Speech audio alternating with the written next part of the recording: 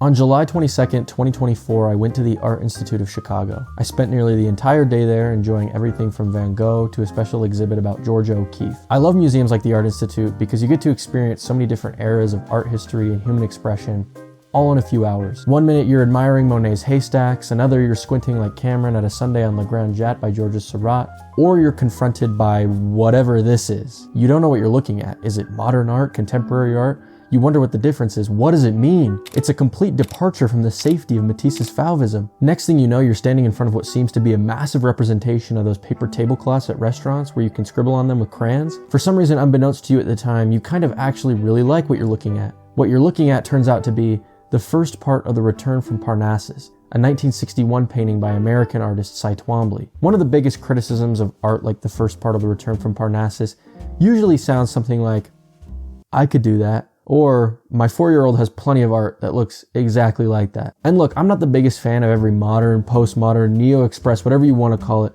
but even though you think you could make something like that, you didn't. I think that's why I love Twombly's work. I think pure expression is found in the reckless abandon of its appearance. I'm not going to pretend I know exactly what Twombly is trying to communicate or commenting on with his artwork, but when I look at his stuff, I can't help but imagine that Twombly was somebody who maybe didn't necessarily care what critics or people thought of his work. When I look at the first part of The Return from Parnassus, there's an urgency to the marks on the canvas. My perception of this leads me to believe that Twombly was somebody who obeyed his artistic instincts completely. Thinking about Twombly's work in the museum that day inspired my own artistic self-reflection. I realized that my desire to create art is often stifled by a fear of what other people are going to think. Is what I'm making good enough? Twombly helped me realize that I shouldn't always be worried about the quality of what I want to make or how it's going to be received, and that's not necessarily to say that Twombly's work is low quality, even if you think it is.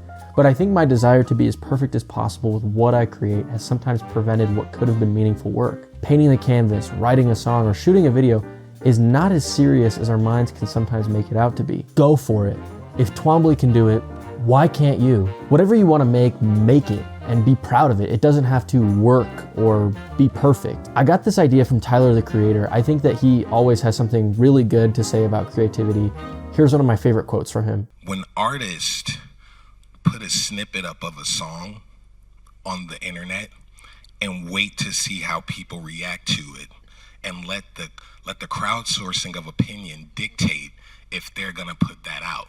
How do you not like your own song enough to put it out? Where it's like, no, just put the out. Like, what? Just put the shit out when it's done and go 100%. The reason I'm sharing all of this with you is because 2025 marks a shift in my life. At the start of this year, I committed to posting at least one YouTube video a week for the entire year. So far, so good, but we've got a long way to go. Reflecting on Twombly's work and listening to Tyler, the Creator, has helped me realize this simple truth. I need to make stuff, even if it isn't perfect or seen by that many people. If you're anything like me, then you're all too familiar with the feeling of having a great idea, but being too paralyzed to execute it. Enough is enough. I want to develop the way I express myself. I want to get better at writing, and I want to build a creative world where I can figure out my own unique style. That takes a lot of practice and work, so I need to get started now. If you've made it this far in the video, thank you so much for watching. I want to invite you to make creativity a part of your daily routine. Here's 3 things you can do to make that a reality. Number 1, make things for yourself. Don't worry about what other people are going to think. Number 2, embrace the imperfections. This is something really hard for me to do. I want every video to be as good as it possibly can be, but that's just not going to happen. Don't beat yourself up for things that you're not going to be great at right away. And that brings me to number 3. Number 3, trust the process. It takes time to make really great stuff. The more you make a habit of making things every day or